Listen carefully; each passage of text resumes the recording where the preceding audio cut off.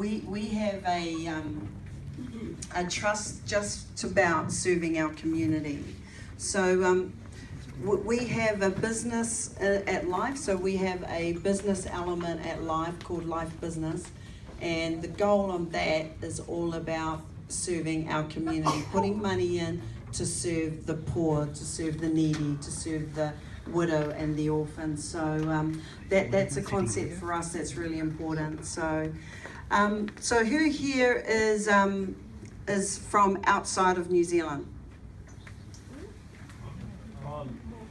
Everyone's from outside of New Zealand. Okay, so communities in New Zealand have a different structure, probably from where you are, but it's all the same heart, right?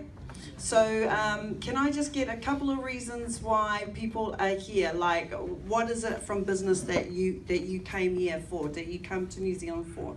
Can I get a couple of people telling me so then I can make sure that I'm serving you guys well? Anybody want to put your hand up and share why you've come here to New Zealand and doing this course? It's an English-speaking country. It's an English-speaking country. Yeah. And a very beautiful and multicultural country. Okay, it's because it's English speaking and multicultural. What about you being here at Eden's? What are your purposes? Study. What's the goal for your study? Why do you want to study? To get settled in to implement our knowledge in our workplace. Yeah. And then once you apply your knowledge, what do you want to do once you apply your knowledge? You want to find a good job, right? So for us, for Paul and myself, we have come to work for community because it's something that's in our heart. It's a passion. Like for us, we could do, Paul actually does a lot of other things other than just project manager. He's very talented, so he'll tell you a little bit about himself. But for me, for the first 10 plus, 15 plus years, I worked in finance. So I was a finance manager, I managed staff, that's kind of more where I was. But as I got a bit older, I found that I wanted to do something that was more in line with my passion.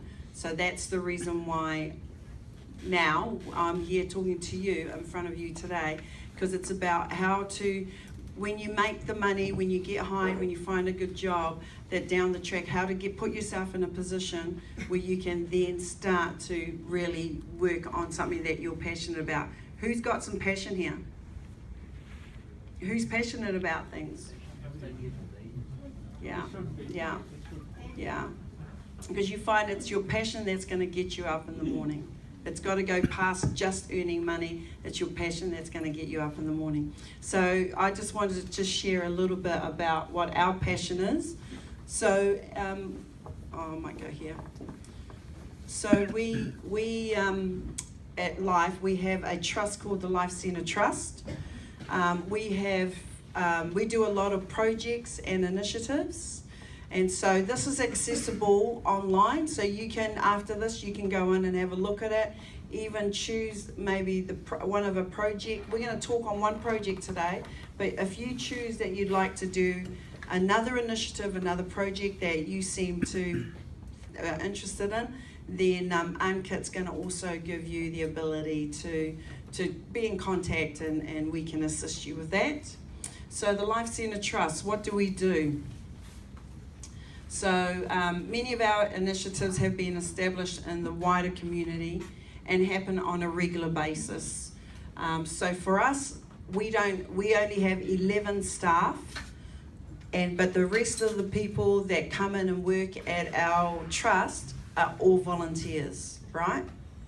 So do you know what volunteers are? Yes.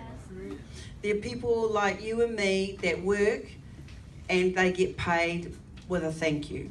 So nothing in their bank account, they get a thank you. You'll make a difference. So one of the things we do is Red Frogs. So Red Frogs is mainly for young people between the age, and do you want to click? Between the age of 15 to 25. So what we do is in New Zealand and over around the world. So Red Frogs is in New Zealand, in South Africa, in Australia and Canada. So it is quite global, and Red Frogs is about trying to recognize that in a culture, in a westernized culture, there's a lot of alcohol and drug fueled parties. When people go to university, that sometimes there are some influences like that about the alcohol. So Red Frogs are safeguard. They come in around those age groups and they safeguard, make sure that when people are at parties drinking, that they are giving them water, that they're giving them food, that they're giving them things so that they don't make some bad choices. Who's made bad choices here in their lives? Yeah? I've made some bad choices in my life. So I wish that when I was a teenager that I had Red Frogs, there helping me. So one of the other things that we do is a thing called CAP. Okay,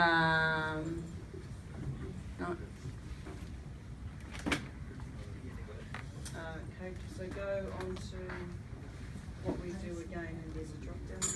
Yeah. So CAP is Christians Against Poverty. So, that's mine. So, no, take it down. So Christians Against Poverty. So Christians Against Poverty is where we assist with families that get people out of debt.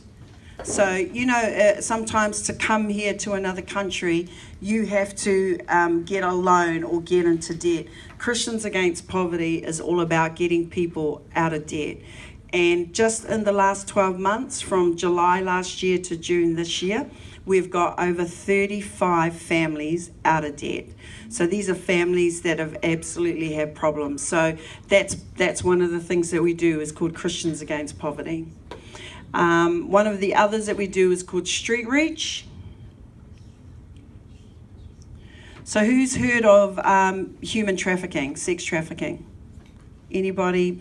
So Street Reach, we work with prostitutes or vulnerable women that are wanting to get out of these situations. So we are a support service, getting them, engaging with them. If they decide they don't want to do that line of work anymore, do you know what a prostitute is? Yeah. So if they don't want to do that line of work anymore, Street Reach is about, we go out and we're about giving them other options, giving them some support, because women have found themselves in that situation because they've been very vulnerable, their life situations, right? So that's one of the other things that we do. But one of the projects we're going to talk today about is called Christmas Box. So Christmas Box, last year we packed 14,500 Christmas boxes. Now each Christmas box is worth about $100. So we packed $14,500 of that, of boxes. And so we average that in every family there's about 4 to 6 people. So last year we impacted 60,000 individuals just by the Christmas Box project. So this is our biggest annual project. This year we're going to aim for 16,500. So what I'll do is last year when we pack in December because it's around Christmas, is that we were on 3 or 4 different channels. So I'm just going to show you the a segment of one of the TV channels.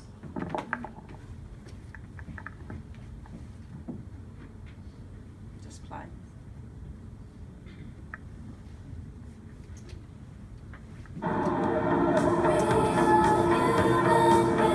This is Alvina.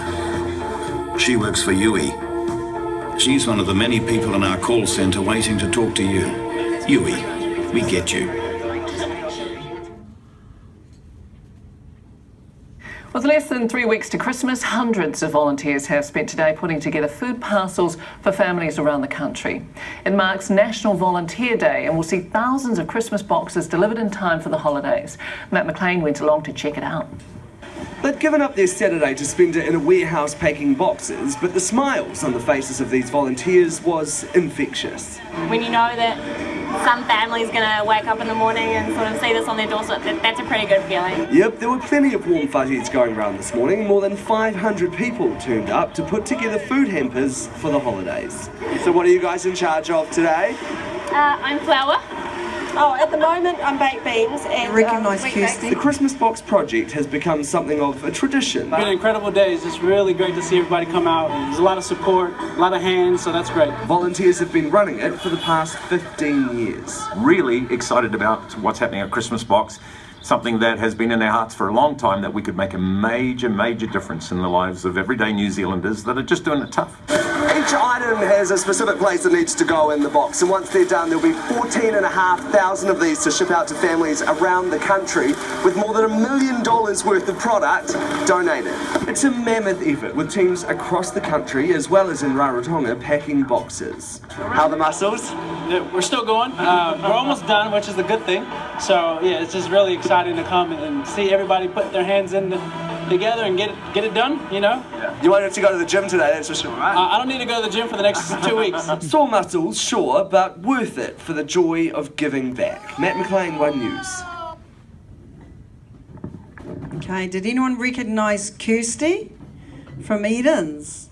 So, yeah, so that will give you a bit of a picture. We're hoping that the website will come up soon. So that can give you a picture of what Christmas Box is. That is nearly a whole year's work to get to that result. Does anybody have any questions so far about what I've... Any questions so far about what I've said? No. So what we're going to do is just probably talk on... So Paul's just going to...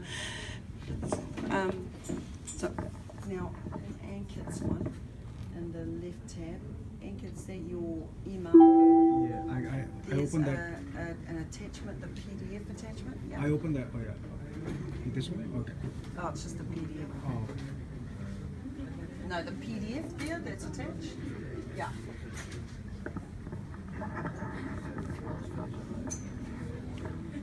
You can download that so that just. Cool. So, There's a download. You can download that. So click on download and then you can. It will be So one of our issues that we have for this kind of challenge, so we have issues and challenges faced in trying to do a project like Christmas Box, and one of the issues that we have is actually financing and selling the vision. So we wouldn't be able to do all of that without going out and to corporate companies and actually getting sponsorship. So Ankit's going to make it up. So what we do is we put in what we call a sponsorship proposal. So we go to Nestle, which is a big corporate company. We go to, last year we had Coca-Cola. We go to Sanitarium. Who's had Weet-Bix, New Zealand Weet-Bix? Yeah?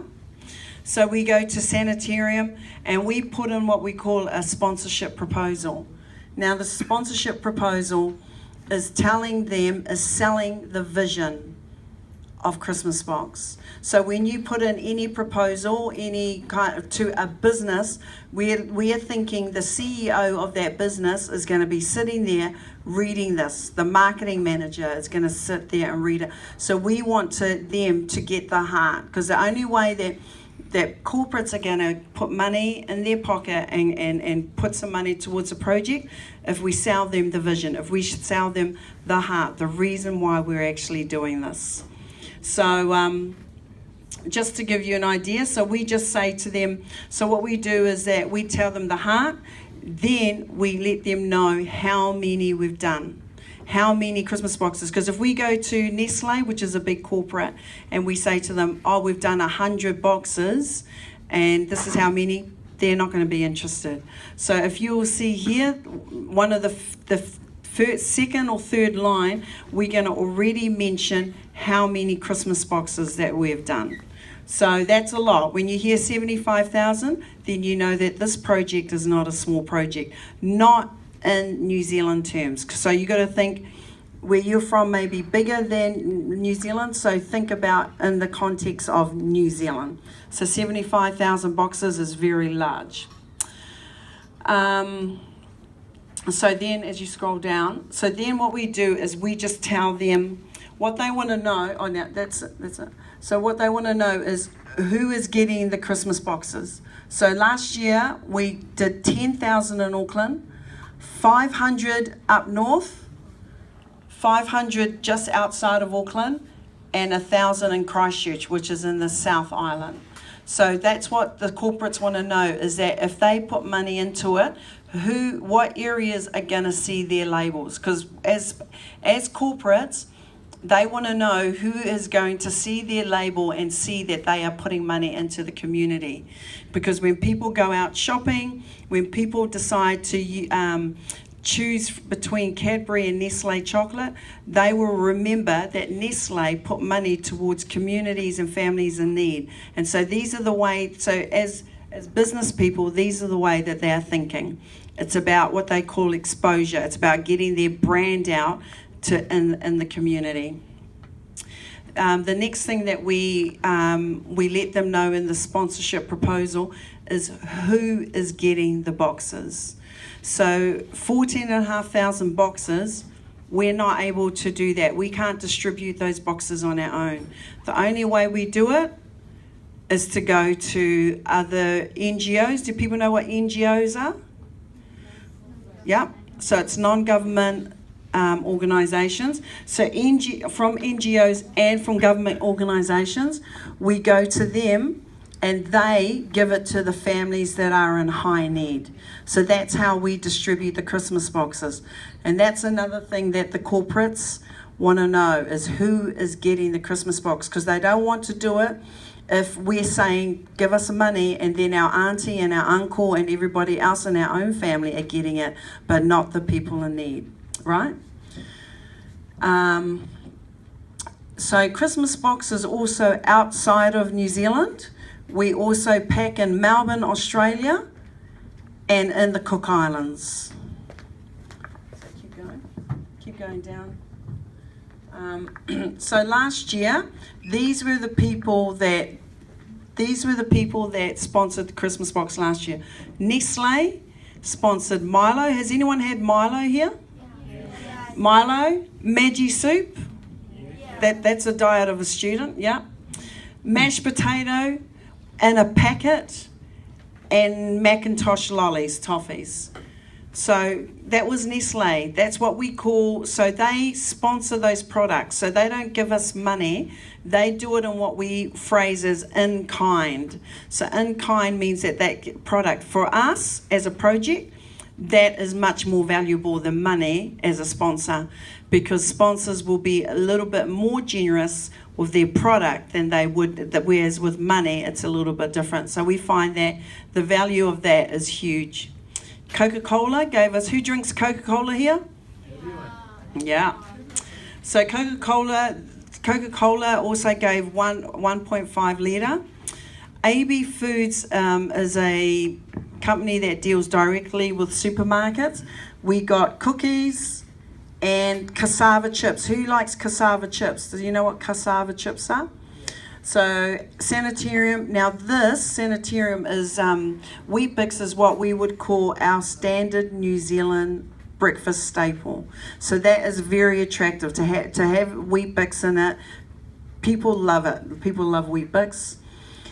But then it wasn't just food. We had Rima Media. Rima Media are a media company that gets us out on TV, gets us out on radio, and that what it does is it actually puts brand exposure out there. So that's important, because people are not going to put money towards a project that they've never heard about. So that was a big sponsorship as well. Pack and Save is a food distributor. Siva Logistics. So we do a packing day over in the Cook Islands in Rarotonga. Do you know where the Pacific Islands are? Has anybody met many Pacific Islanders? Yeah, I'm a Pacific Islander. I'm from Samoa. But we distribute out to Rarotonga.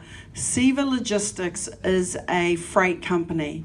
It costs a lot of money to freight food from here to the Cook Islands. So Seva Logistics sponsor a big portion of that. So without Christmas Box can't happen without sponsorship. So that's really what's really important. So when you're thinking from a business perspective, these are the things that we have to put together. Is that the end of it? And so what we did is then we give them the vision of what we're wanting this year.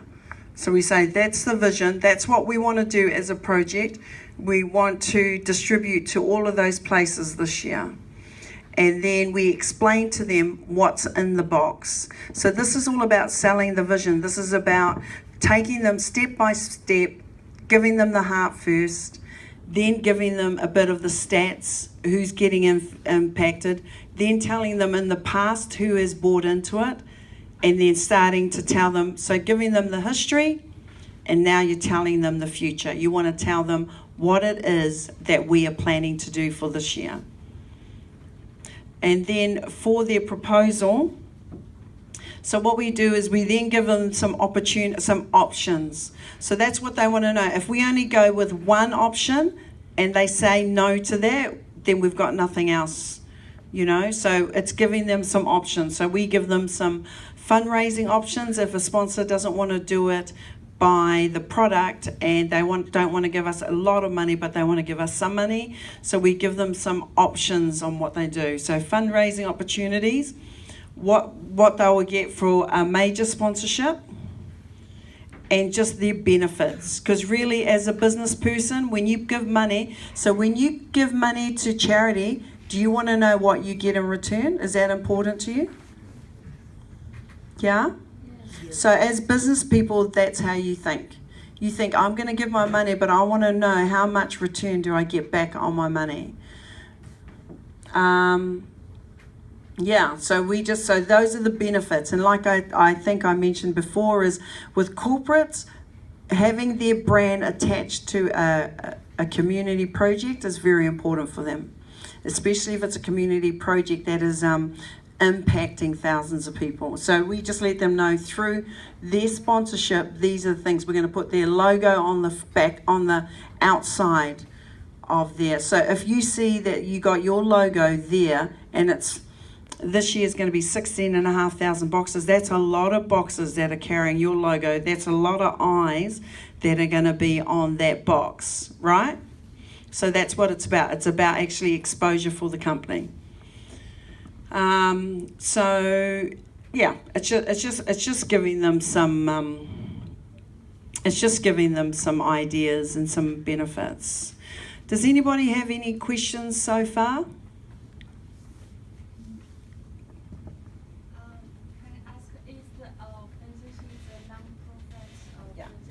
Yeah, so we are what we call, so do you remember I showed you the Life Centre Trust, the original, that one there?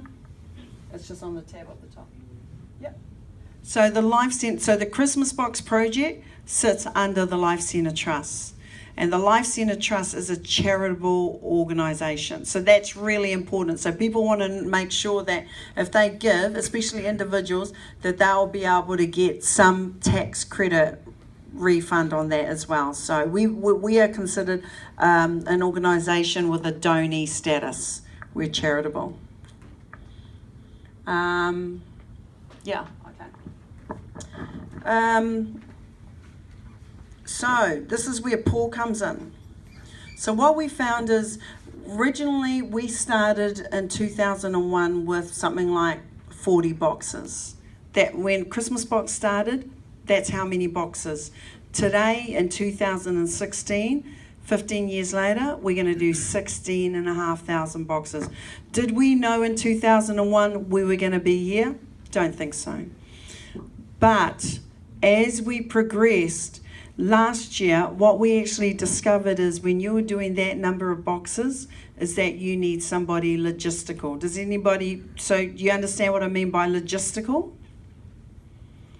So that's understanding how many, when we get money, the product in from all the companies, somebody has got to be there to know how much is going to each location and how are we going to get it there. So it's about, now we find that that's actually where, as a project, that was probably where we had grown faster than really our skills allowed us to. So one of the things that you find in any business, in any team, is getting the right people on board. Before, we used to just get people on board that could bring money in, because as I've said to you, that's important to sell the vision and of the project.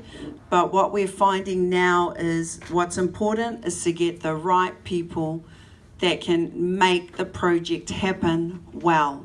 So you like it when you get good customer service? You like it when people give you things and it's been done well, and you know the difference between that and when it's not been done very well. So I'm gonna bring Paul up, because Paul started as our Christmas box project and logistics manager, and he started last Thursday. But the reason why we got Paul on board is Paul is really strong on where we were weak as a project. And so for us, we are now leaning in on Paul's skills. So when you go out there looking for a job, one of the things they're going to want to know is what skills do you have. So when we were looking for a person, Paul was pretty much fit the area that we wanted, because it's about skill and it's about the references that people say that, yeah, they're amazing. So when we spoke to some people about Paul, everything that he was really good at is what we needed as a project. So I'll just bring Paul up and he can just talk on him.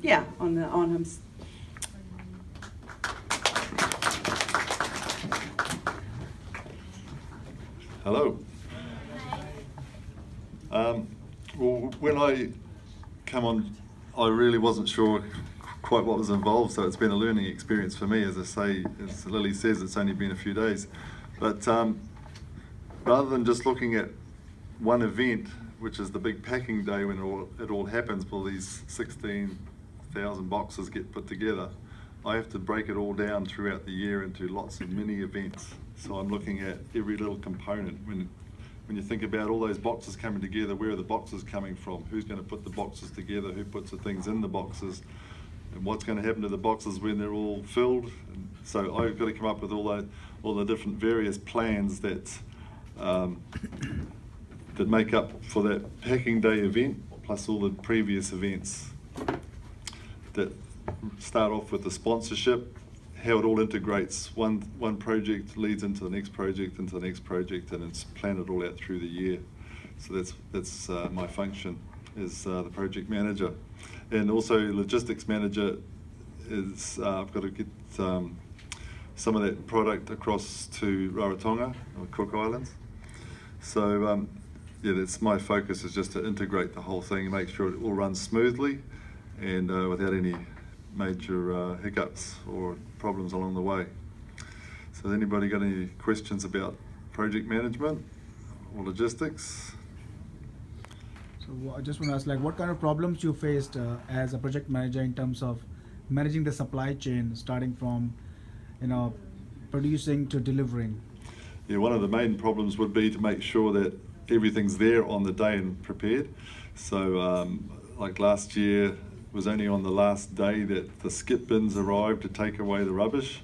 It's my job to make sure that's all planned out ahead. Obviously, anything that's ordered in terms of food and product, that all needs to be delivered ahead of time at just the perfect day, without any gaps, no delays. So it's a relationship building exercise before that as well, to make sure that the people understand what our needs are, what our requirements are very specifically, and that everything gets delivered exactly on time. And we have to have everything lined up, ready to receive everything as well, so that we haven't got a whole heap of trucks piling up at one time and one moment, and we have to get one forklift to get them off. We need to have everything ready. And how many days do you spend to packing the boxes? The packing is all done in New Zealand in one day. So we need a big army of volunteers that all come together and converge on the one day. So the preparation is done ahead of that just to be ready for that. But that all comes together on one day with maybe 700 odd volunteers turning up on the one day. So we need to prepare for that as well. We need team leaders. We need people who know exactly what the day is going to look like in terms of time and time management and how to organise the people. Start off with brief in the morning for everybody to know what to do, where to go, health and safety purposes, all that sort of thing needs to be discussed. So then the people get assigned to a certain part of the building or the area, and then bang, we go. Yes. How do we choose the suppliers? That's a good question. It's probably more like Lily's job to answer that one. Thank you. So what we do with the suppliers is so Christmas Box Project is on a concept of breakfast, lunch and dinner. So what we do is we say, as a family, what is good for them for breakfast, lunch and dinner. So we choose the suppliers around those food products.